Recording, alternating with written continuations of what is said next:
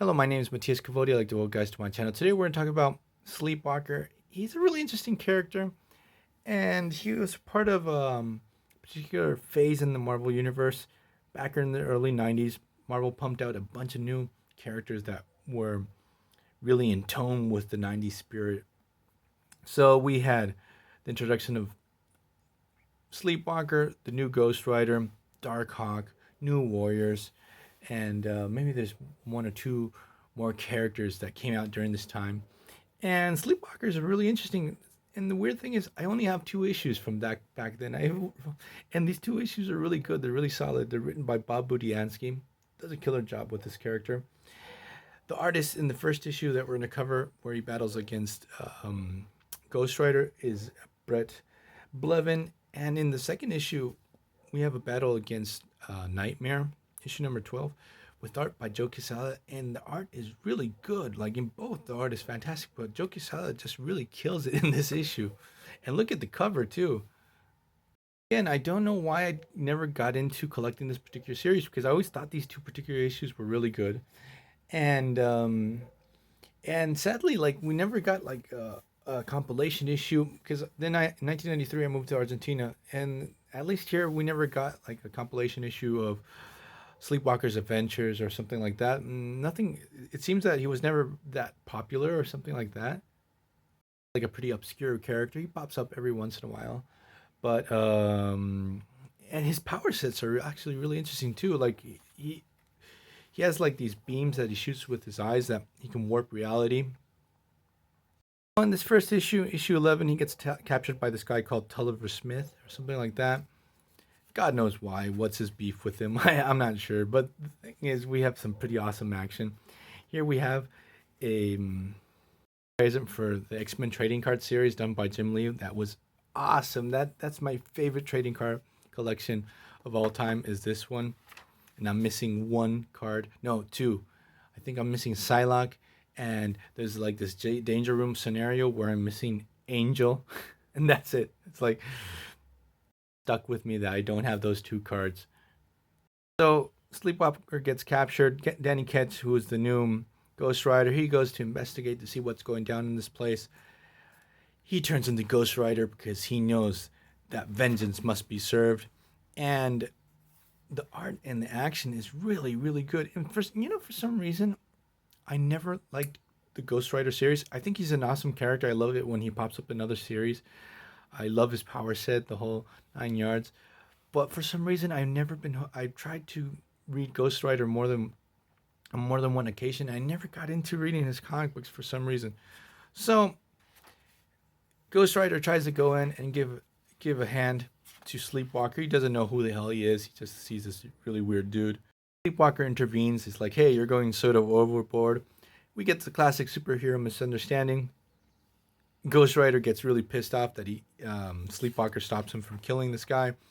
They have this really epic battle. Like the action is awesome.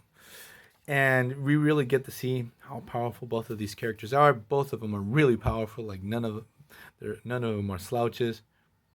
Battling in the subway system and then on a subway car. And we have this whole situation that Sleepwalker depends on a host that he appears when he's sleeping. He's like sort of tied to his mind.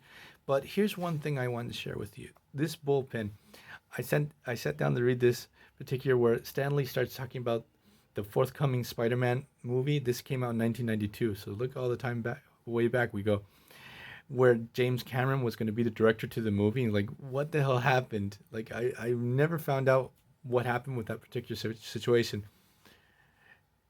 At the end of the story, both heroes make their peace. They realize they're both on the same side. They want to fight for justice. And the issue ends. Sleepwalker had these goggles, so he couldn't use his warping vision. When he takes off the goggles, he has like this insane type of Cyclops optic blast.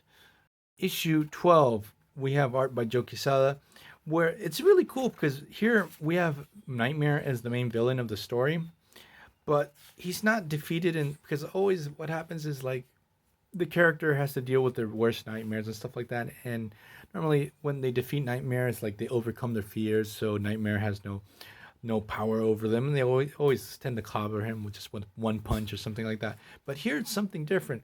Nightmare's attacking Sleepwalker's host. It's like these terrible nightmares where Sleepwalker's doing some really messed up shit with his reality warping powers. He just does something terrible to this dog, and then later to a lady. Here, it's really grotesque, and like the whole feeling of everything being super surreal in these comic books with the art style and with this character. This character allows this type of potential. Sleepwalker realizes what's going on, goes to the dreamscape, confronts Nightmare, and in this case, Nightmare really just wants Sleepwalker to go away, leave his host because he's sort of getting in his way of his capacity of being Nightmare himself and being able to affect the world of the humans. So he offers Sleepwalkers, like, I can take you back to your dimension. You can go back with your people. You don't have to be tied to your host anymore. So I can just do my job and take nightmares to the rest of the world.